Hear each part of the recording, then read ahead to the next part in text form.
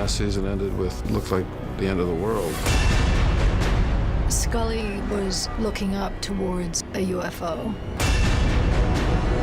There was some kind of pandemic sweeping the world. Mulder was dying. So those were the big questions that needed to be answered. And I think we have a really interesting, dramatic solution.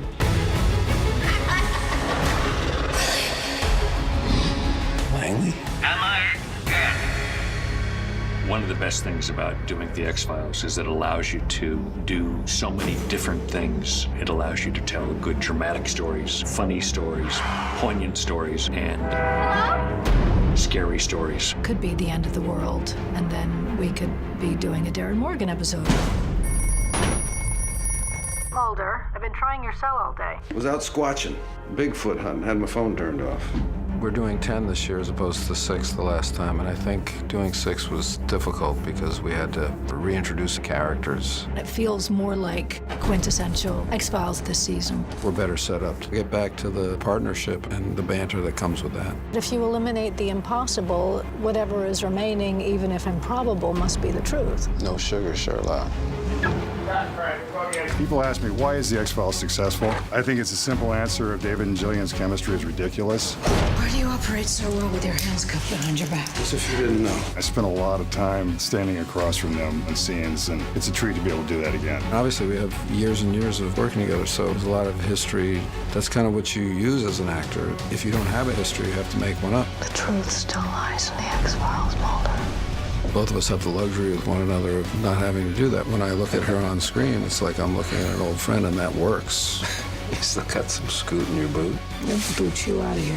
In David's face, you see Mulder. He still exists, and his mannerisms and his essence. I think David's having a lot of fun with Mulder this season. You know who I am?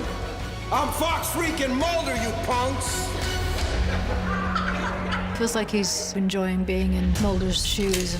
The juxtaposition between Mulder's belief and Scully's skepticism, it's not as black and white as it used to be, but she always is going to come back to science. I have to find our son, Mulder. You need him. And I need you. Through the course of the series, Mulder and Scully, who had a platonic relationship, ended up having what we presume to be a romantic relationship. They have a child together, given up for adoption to protect him. This season, we learned so much about William and his abilities to the degree that he is a wonderful mystery. You made me promise to hide your son. I know I'm asking you to break that promise. Mulder's life may depend on it. There's a character, Jeffrey Spender, the son of the cigarette-smoking man, the villain in our series. And that would make him Mulder's half-brother, because it is believed that Mulder is also the son of the cigarette-smoking man. We learned some interesting things this season about the cigarette-smoking man, and I think those will be shocking. Mulder will be coming for me. If he finds me, he'll kill me. But we are not to be found. This show has always had a deep state feel that people are talking about all the time now. You know, that there's kind of an ongoing government within the government. You don't understand what's about to happen. These are obscenely powerful people, not elected in any way. And those are our villains. Those have always been our villains. I'm asking you to betray the whole human race. Do you mind if I smoke? You really get off on this, don't you? You're going to find out a whole lot more about Skinner. You do get some of his backstory and find out who he is, why he is the way he is, and Chris and his writers have created stories that are just absolutely amazing. Don't get in. We need your help, Mulder, even if we don't trust you.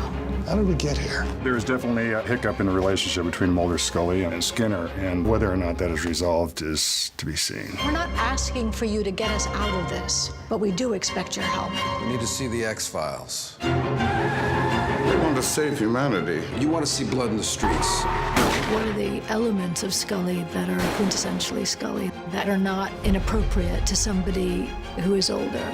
Mulder, sometimes I think the world is going to hell.